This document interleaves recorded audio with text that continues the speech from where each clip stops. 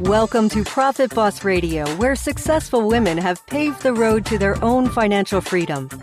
Each week, your host, Hillary Hendershot, financial coach, money mindset expert, and experienced wealth manager, will help you discover the keys to the wealth and peace of mind you want and deserve in her no-nonsense and authentic style. Starting right now. Profit Boss, this is your host, Hillary Hendershot, coming at you from Profit Boss Studios, deep in the heart of Silicon Valley, California. As you know, this is not an entrepreneurship podcast. It's a money podcast. And are entrepreneurship and wealth intertwined? Yes, they are. They're inextricably linked. If you're making money, you're either doing so in your business or in someone else's business. And so they can never truly be separated. But there are plenty of shows that interview entrepreneurs about how they do what they do and etc. This is not that. However, today's guest is an entrepreneur and she's not a money expert. Her name is Laura Roeder. She's the founder of MeetEdgar, a social automation tool. And the thing that makes Laura really special is that she has achieved pretty meteoric success, and I don't think she's older than 32. I didn't ask her age during the interview, but she's like either 30, 31, or 32. I mean, in the interview, I don't think that she gives her own expansive money operating system enough credit. You know, we all know ourselves too well. We sit with ourselves on the train, the plane, the bus, and the automobile, and we're never enthralled or excited about what we bring to the table. I think if we were able to spend a couple more hours with her, we could talk about what it really took to go from being a web designer to being the owner of a company that makes, as she shares in the interview, almost $300,000 a month. Laura is a frequent speaker at conferences, and she even spoke about the value of independent entrepreneurship at the White House. She's appeared in Forbes, Fast Company, Mashable, CNET, and lots of other publications. I hope you enjoy this interview with the amazing Laura Roeder. Laura Roeder, it is awesome to have you on Profit Boss Radio. Welcome. Thank you, Hillary. I'm very happy to be here. Laura, Zuckerberg comparisons aside, most people don't get serious about business or their career until earliest in their 30s, right? A lot of people would like to. Some even give it a try, but most just don't make it. And you got things off the ground much earlier than that. I mean, were you like 25 when things really started to take off for you in the previous iteration of your business? Yeah, I mean, I launched my first business when I was 22, and yeah, I had success pretty early on. I've run a few businesses over the past 10 years since. Yeah. So what traits or skills of yours do you attribute to that success? I mean, always being open to learning is so important, right? I'm sure a lot of people say that, but I think that's what's really fun and can also be a total nightmare about being an entrepreneur, is that there's something new to learn every day. And I think it's easy to have that feeling of like, when will this end? I think I used to have this idea like, someday I'm going to figure it out. Like, I'm going to figure out. And I will have arrived. Right. And I'll know how to do it. There'll be no more challenges. And now I kind of embrace that as the fun. It's like, there's always going to be something totally new to encounter. There's always going to be some sort of problem coming up that I've never had before. And to view it as like a fun challenge.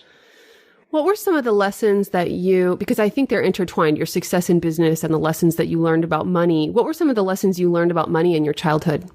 So in my childhood, I mean, my parents were very frugal. They always taught me, never have any debt, never have debt for a car, never have any credit card debt. And my parents are very responsible with money and taught me to do the same. So maybe that's why I'm such an adamant bootstrapper. I've never raised money for a business. I love just having it be bootstrapped, self-funded. I definitely, as most entrepreneurs do, who don't grow up wealthy, I did have to kind of teach myself like, okay, it's okay to spend money on a business. It's okay to make a lot of money on a business, because I did surpass what, my parents made while I was in my 20s, which can be a very weird thing to happen. Yeah. And it's something that I thought a lot about and was conscious of feeling weird about, because I didn't want to limit my income in that way. So, and that dovetails perfectly or segues into the next question, because one of the things I really like to talk about is the significance of your money beliefs, because we human beings made money up. It's totally conceptual. So we have all these superstitions. I mean, one person can believe there's never enough money. Another person can believe there's always enough money. And those beliefs come true in our lives, right? So what is it that you believe to be true about money that you see manifested in your life? When I first started making more money, I definitely felt fearful that it was just sort of a temporary luck thing. And I would say that's been kind of my bugaboo about money. That's kind of like my bad belief that comes up, is that I'm going to have too much. Yeah. I'm going to like have hubris, right? I'm going to think, oh, the good times are going to continue forever. Yeah. And I'm going to blow it. Right. And I'm going to look back and think like, oh, why did I do that when I was in my 30s? I could have like built wealth for life, but it's actually a really silly idea because, I am very responsible with my money and retirement savings and a lot of savings and stuff. So I was aware of this when I first started, making six figures. So I decided to make a rule for myself that if I had the money and I wanted something, I would buy it, which sounds kind of simple and kind of funny, but I was really struggling with that at the time. And by had the money, by the way, I mean, had it kind of left over in my checking account because I was, paying myself salary, putting away my savings, putting away my retirement, but then I had money left over.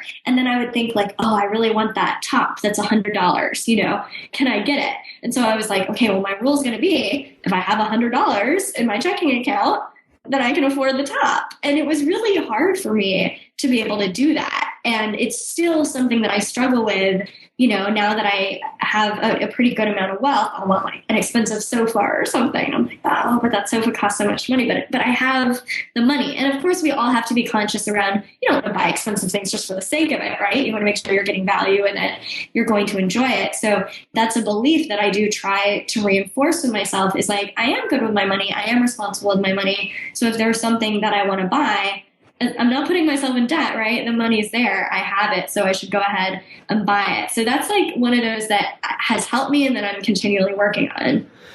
Yeah, that's really interesting. And you must have had some really, to contrast with that, like that fear, you must have had some really expansive money beliefs because you've let the numbers get pretty big. Do you know where that came from, or what transformations did you have to create in yourself along the way?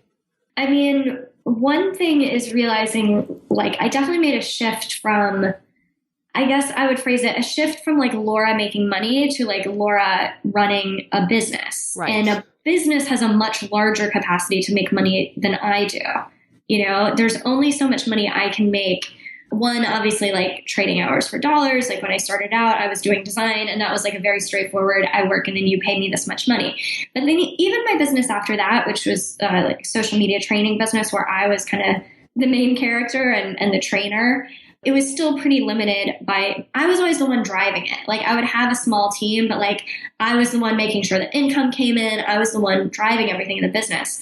And then when I have made that shift now to like, I own a business, but I'm not the one making the money come in, right? The money comes in from customers referring each other. The money comes in from the activities in the marketing department. That opens up hugely the amount of money that the business can generate and then the amount of money that it provides for me in salary and in profits. Right. And I was going to ask you about that because I watched you make that transformation and I thought she's smart. I thought she knows what she's doing because now you're creating something that's sellable, it's scalable, right? And sets you up to be a serial entrepreneur. But if we rewind just a little bit back to the earlier iteration of the business that you built, would you share one thing that you did financially really well in those first couple of years of being in business? And then would you share a money mistake that you made? Yeah, so I'm trying to think the first couple years in general. Well, I'll share one like money story that I always remember that is sort of a mistake and something I did well by the end. So when I first started out as a designer, that was in 2007. So at that time, not everyone had a smartphone.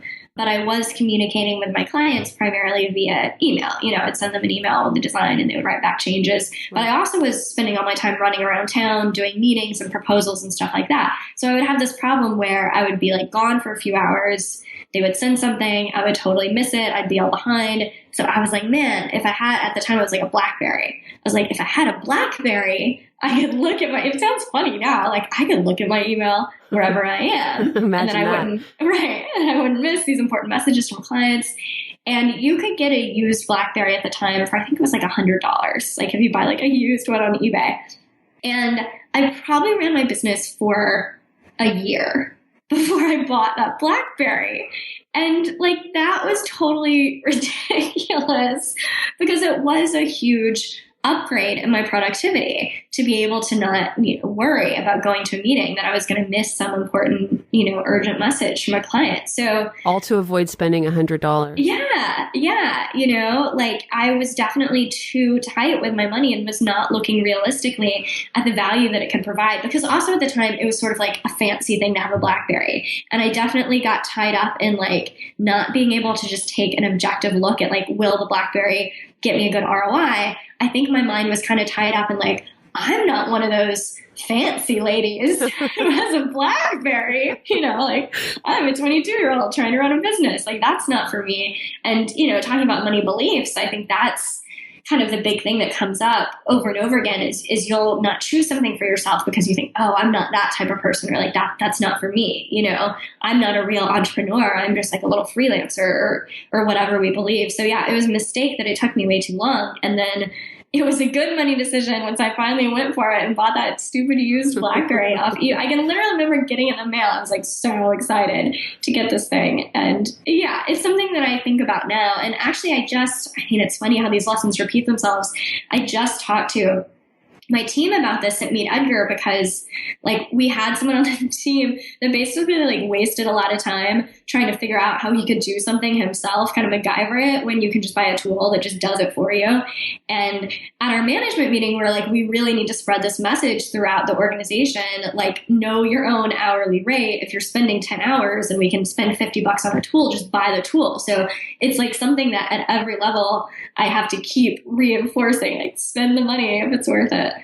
Sure, of course. I miss BlackBerries. I could type faster on the BlackBerry than after years of having an iPhone, I still miss that keyboard. I do too. So you transitioned what was a personality brand into a scalable SaaS or software as a service business, which again, I think is pretty smart. You can go on vacation, and you started to describe your thought process in making that change. Did you always know that's what was ahead of you as an entrepreneur? Was it, conscious kind of elevating yourself to the next level? It was something I was always interested in. I was very interested in the business model of doing software, and the SaaS business model in particular. I had learned about it and I knew that it was a great model, which is also how I moved from doing like freelance work to information products and training. I learned about the business model of information products and I was like, oh, whoa, it's a much smarter business model than providing a service. And it was similar. Like I learned about SaaS. I'm like, oh, this is a smart business model. So I had been interested in it for a while, but I hadn't had just that good enough idea, honestly, for software. Like you can't just sell any software. It has to be great software that people will actually pay for. So it had been on my radar for a while. And then when the idea for MeetEdgar emerged from training that I was doing, I was able to kind of jump on it and say, okay, now is the time to move to software. Okay. Can you say more about that moment? Do you remember the moment that you made the decision to let the coaching business go? Well, so that happened. So basically, like in 2014, we launched MeetEdgar, July 2014, and I was running my information product business, LKR Social Media. When we launched Edgar, I thought we were going to do both. I thought we were going to be like a training company, and then we'd have software, and they would kind of support each other. Mm-hmm. We would teach people, and then we'd say, "Well, buy the software, and it'll do it for you." Once Edgar launched, it got traction very, very quickly. We had our first 500 customers within like maybe 2 or 3 months of launch, and it was growing very quickly. So basically it just took off so well. And I didn't really want to do the training business at that time. I was kind of tired of it. Right. And it was kind of honestly a fantasy, like maybe I could just do the software business. It was kind of a fantasy that I didn't really think was going to happen. I'm like, well, I mean, that would be amazing. That would be really cool, but I doubt the software is going to do that well, is kind of what I thought. So once it did do that well, it was like, oh, wow, okay, like maybe we can just do software. So it wasn't like a line in the sand, black and white. So we launched in 2014. In 2015, we still did a launch of our program, Creating Fame. We did an affiliate promotion for B School, which I co-founded with Marie Forleo. So we were still in the information product world. And then 2016, this year, has been the first year that we've just ceased all those activities. Right. So yeah, it wasn't like just we're shutting down one and launching the other. It's something that was a transition that happened more gradually. Was the coaching, you already said you kind of were tired of doing it, but getting a little down in the weeds, you had a lot of link juice at lauraroeder.com, and you're really not using that site to make money anymore. Was that hard to give up?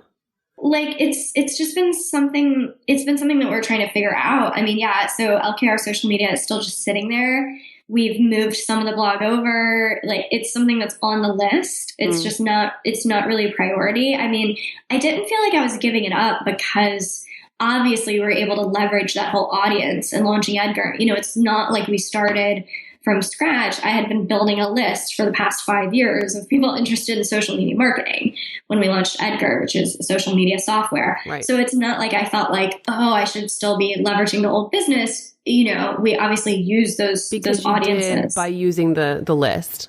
Mm-hmm. Yeah.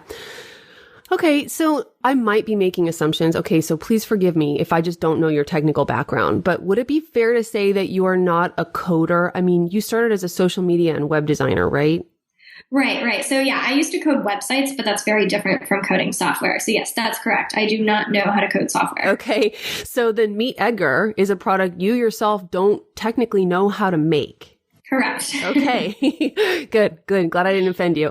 So I know you've already made the leap, and once we've achieved growth in life, it can be really hard to look back on our past selves and remember not knowing. But didn't you face internal resistance about the idea of creating a software product that isn't your skill set?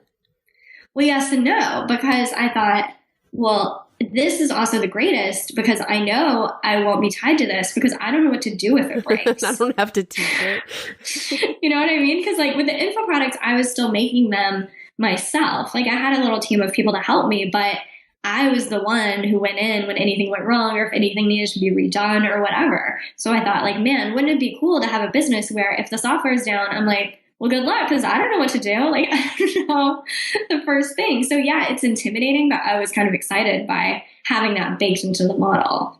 Yeah. So then is the answer about how to solve that problem as easy and obvious as get a great engineering team? I mean, what lessons did you learn there?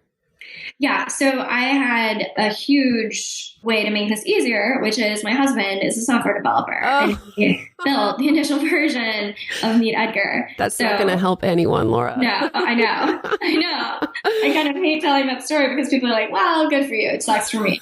But there is something to learn. There really is. And what's to learn from that is that you need your technical, co-founder, whoever they are, they need to be a core part of the team. That's like the biggest thing that I would tell people. I have literally never seen it work to just say, I have a software idea. I'm going to hire a team or especially hire an offshore team, go build the software. Because if your business is going to be software, that's your core capability. It's like saying I'm going to have a public speaking career. And then you're like, oh, whatever. I'll just find someone in the Philippines to do the speaking, or write the speeches. Right. It's not going to work. That's your core capability. That needs to be your core team. So you definitely need to partner up with a developer who is either someone who is a co-founder, co-owner of the business, someone you pay a high salary if you have the money there.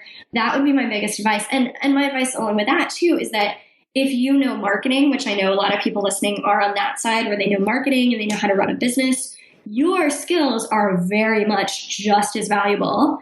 I'm going to say if not more valuable than your development partner, because you need the partner to build the software. But any developer that you meet will tell you stories of software they have built that has never gone anywhere because they didn't know how to sell it. A lot of developers literally think that you don't even have to sell it. They believe, if you build it, they will come, and it doesn't ever work out. So you absolutely need two sides. You need the person to build the product and you need the person to sell the product. So if you have those skills, online marketing, sales, how to operate a business, I promise you there are lots of technical people out there actively looking for you. Awesome. So I want to go back and talk about an article that you published on your own blog a while ago. It's called How Being Nice is Killing Your Shot at Success and How I Changed My Nice Girl Ways. Do you remember that article? Yeah. Okay. You said something that surprised me. You said that you don't care about loyalty, that it doesn't matter whether someone's been working with you 5 days or 5 years, that you're willing to walk away. Is that still your philosophy? It is. So at my company, we call it value for value. So this is like one of our core beliefs, value for value. And value for value means that everything needs to be an even exchange of value. So our customers pay us $50, they get software that's worth $50. You know, we pay someone on our team $60,000, we get hopefully that and more, you know, $60,000 worth of value for them. Mm-hmm. And so for me, the idea of loyalty is like, I wouldn't want it either. Like, I don't want anyone at the company to stay out of loyalty who's not interested in being there. I would never want them to feel like, you know, I'm not really so interested in this company or in this role anymore, but like they'd have a really hard time without me. I've been here for 5 years. It would be disloyal to leave. I want to make sure that everyone wants to be there every day. I mean, people are going to have some bad days, right? Maybe they're less excited some days than others. But on an ongoing basis, like loyalty to me kind of means like this used to be working out, but maybe it's not working out anymore. But because of loyalty, I'm going to go by what was happening a year ago instead of what's happening today. So I respect that. And I think there's this unarticulated promise between most women, including in our roles as entrepreneurs, to be nice to one another and to honor our feelings and not hurt each other's feelings and not question or confront other women. Do you experience that culture? Yes, because I know what you're referring to. I think I'm probably a lot harsher than most people, especially in my business stuff. To me, there's this very clear line with my business where like, I will always help a friend out, but my business is not going to help a friend out unless it makes sense for the business. Yeah. You know what I mean? So like if someone has something they want me to tweet, like I have my own Twitter account, I'll always tweet out stuff for my friends. Great, whatever. But I'm not going to like put a message in my business newsletter about it if it doesn't make sense for the business, because like there's a specific purpose for that newsletter. It's to sell MeetEdgar. Like that's why we send out the newsletter. It's not like to do favors for my friends, where my personal social media channels, whatever. It's something I do, you know, let's say for fun, more or less.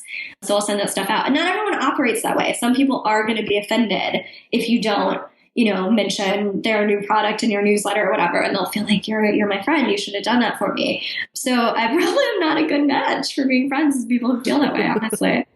Do you find, right, so you've created this kind of artificial boundary. So you'll tweet on your personal, and we're just using Twitter as a example. You'll tweet on your personal, but not on the business. But I don't think you were doing non-businessy stuff even, 4, 6, 8 years ago on your personal, because you were doing business under Laura Roeder. Yeah. Do you find that you work less and less with women as a result of giving up your nice girl ways? Or how have you navigated that? Is it just that different women come into your space? Yeah, because I think, maybe you could say that's a trait that's more common for women, but it's certainly not a trait that all women have. No. So, and it's actually one I'm trying to talk my audience out of. So, well, like here's a good example of that. So Noah Kagan, his company, who's obviously a man, not a woman, his company is SumoMe and AppSumo. And on AppSumo, they run regular deals for like software like mine, software like MeetEdgar. So it would make a lot of sense for us to do a deal together. But like we haven't been able to find a way that that is like mutually beneficial in our specific scenario. And I think a lot of people wouldn't understand that. A lot of people would be like, well, Noah should do it as a favor for you, or you should do it as a favor for Noah. Like you guys are good friends. Why wouldn't you put your software on his thing? But we just don't see it that way at all. We see it like, yeah, those are our businesses. If our businesses can work together and it'll be beneficial, fantastic. But we're not going to try to force something just because we're friends. Got it. So then in April of this year, Entrepreneur Magazine reported that your MeetEdgar app was up to $150,000 in monthly revenue. So that kind of growth in the company also represents growth in you. And we talked about this a little bit earlier, but most entrepreneurs unknowingly cap their success. Mm-hmm. So $150,000 in monthly revenue is a lot different than the business you were in just a few years ago. Yeah. Right? So what were the pivot points that you experienced? Or put another way, what were the points along the way where the old you would have put the brakes on and you saw it happening and interrupted it?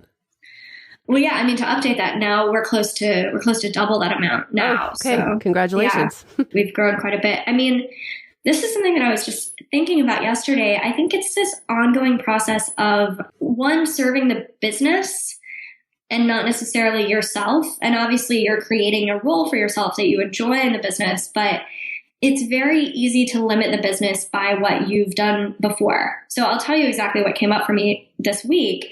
We've never had a free plan at Edgar, and it's something that I've been very adamant about. We don't have one. We're never going to have one. It's a bad idea. It just that's always been my thinking around business. And I was talking to a founder of another SaaS this week, and he was telling me about their free plan and how valuable it's been for his business. And he's like, you should really think about doing it. And I don't know whether or not we'll do it, but I found myself being able to listen to him in a much more open-minded way than I have in the past. Before, when someone would talk about a free plan, I would just kind of be like, well, that's a bad idea. Immediately I had this thing in my head, which I wasn't viewing as a limiting belief. I was just viewing as oh, well, that's not it. I know that's not right, or I know that's not a match for us. Mm-hmm. And it was interesting being able to observe myself being wait, maybe I've shot that down too quickly, because I've never really thought it through. I've never really considered it before now. I just immediately shot it down. So I don't know the trick to that besides kind of being aware of your own thoughts. I mean, it usually takes time. I mean, I was just on a call before this with our head of operations, and I was telling her about how earlier this year we thought there was no way we need a full-time designer. We just needed a part-time designer. And I'm like, what was I thinking? Our company's growing so much. Obviously we're going to need a full-time designer in a few months, if not now. And that was a limiting belief that I couldn't see at the time that I can see now. Mm-hmm. So I think it's just constantly questioning yourself and saying why? Well, why do I think that we will not have room for a full-time designer in a year? And then if you start to really break it down, you realize it's just kind of this knee-jerk reaction of we don't need that. That's not going to work for us. We don't want to do that. It's why? Did you ever struggle with feelings of being worthy? So many women have a hard time just pricing their services, and yet here you are at $300,000 a month. Did that ever come up for you? I mean, yeah. I mean, I try to just think of it I'm not pricing me. I hate that phrase, charge what you're worth. I know, me too. Because you're not a slave.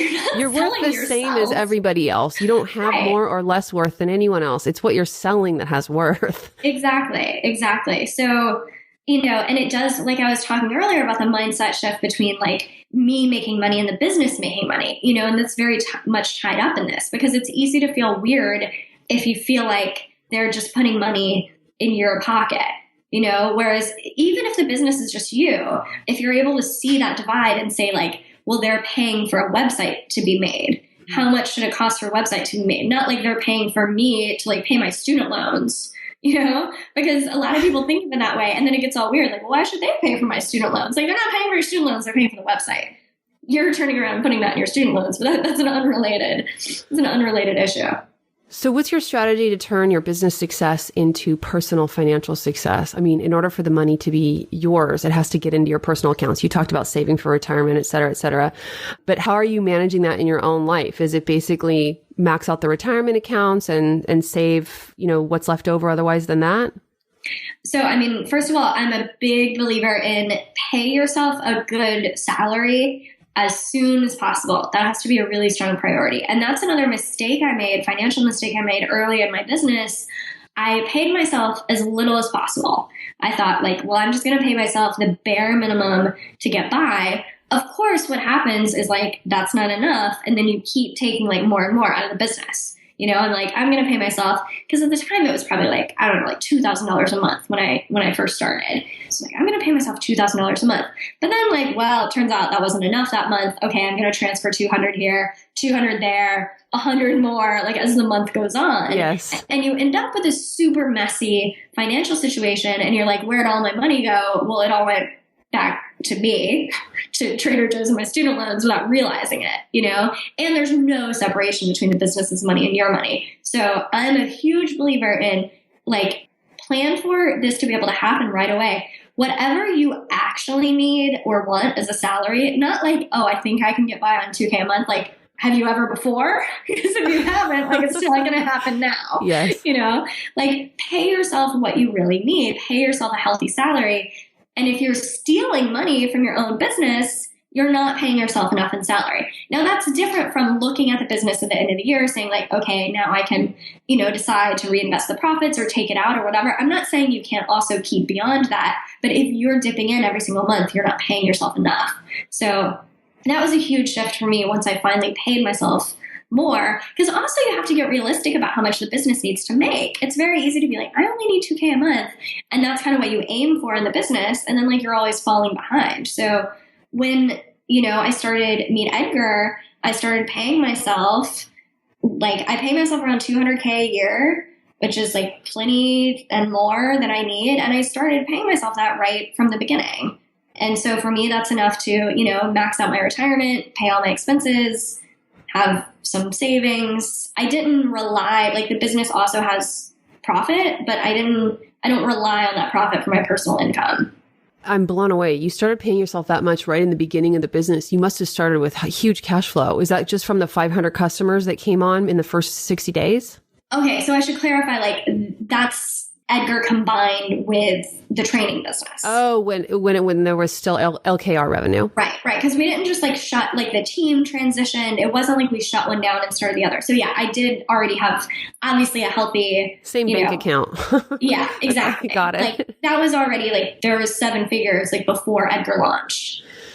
And as an entrepreneur, or an employer, is it your goal to have a company 401k plan? Do you already do that? Yep, we already do that. We have 401k matching, health insurance, all that good stuff. As far as a CPA, I do have a CPA filing the taxes. To me, that's like such a no-brainer, especially with tax. My philosophy around taxes is always like, do not mess around with taxes. Make sure you're paying your taxes. Make sure that's like the one thing you cannot mess up in your business, because you can't just forget about that. So I've always been like, you have to go pro with that. Oh my gosh. I know. I have people come to me, and sometimes people will get themselves into IRS debt and they'll say to me, Hillary, the IRS only charges 3.5%. Like this credit card's at 16. I'm going to pay off the credit card first. And I'm like, stop, drop, and roll.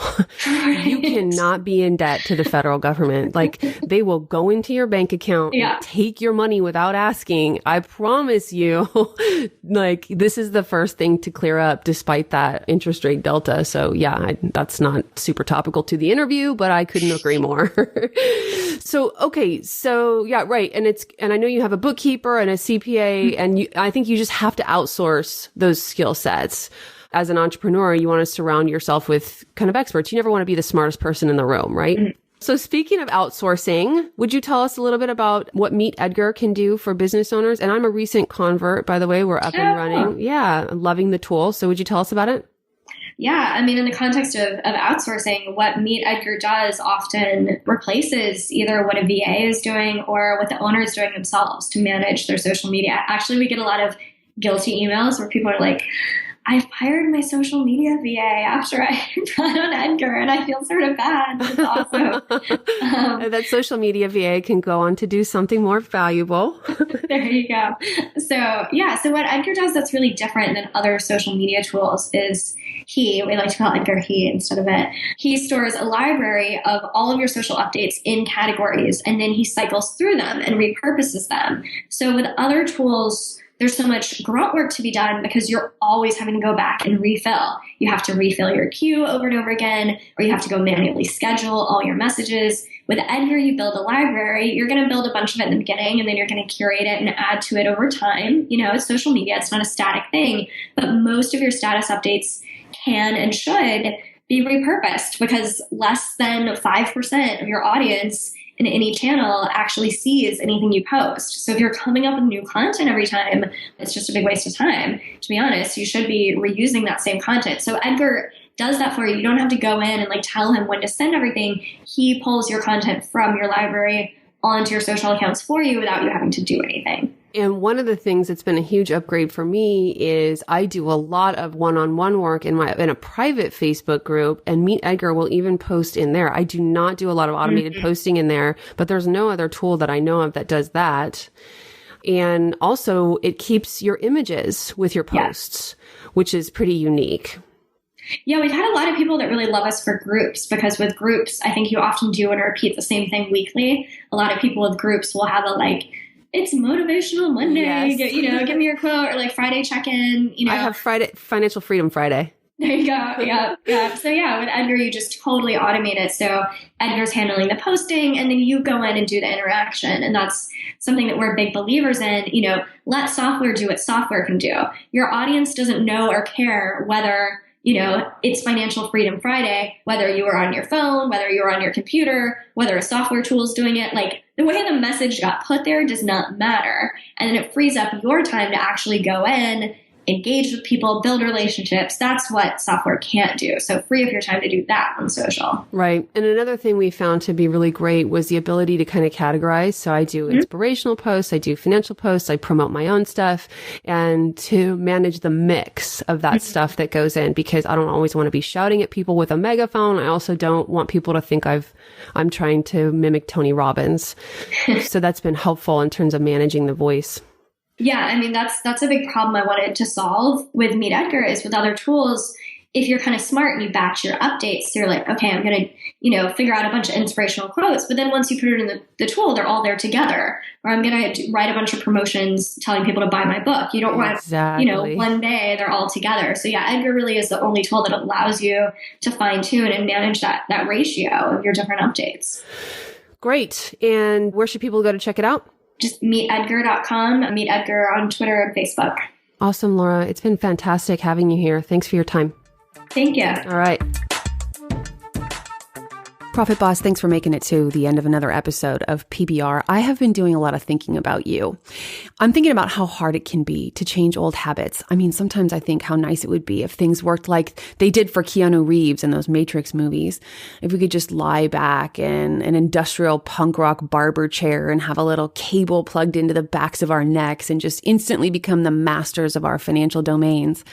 That would be kind of perfect, right? Except for the part about having the cable plugged into the back of your neck and the whole industrial punk thing. And Keanu Reeves is so annoying when you get right down to it. But I think it's important to form new habits, especially ones as fun as being alerted when new episodes of Profit Boss Radio go live. You want to know a secret? This is one habit that's almost no work at all. All you have to do is head over to iTunes, find the Profit Boss Radio channel, and hit subscribe. That's it. Then each week, you'll automatically find the latest episode ready and waiting on your favorite device. And the best part is that subscribing to Profit Boss Radio is just the beginning of other wonderful habits, like taking control of your money and learning how to build wealth, or starring in your own reality show. Well, maybe not that one, unless it's on YouTube and self-produced. But plenty of great stuff is sure to happen when you subscribe. So what are you waiting for? Thank you for listening to Profit Boss Radio, where creating success on our own terms happens every day. You're not alone in your journey to a rich life, and that's why Hillary is here to add value in each and every episode. See you next time on the podcast for women and money.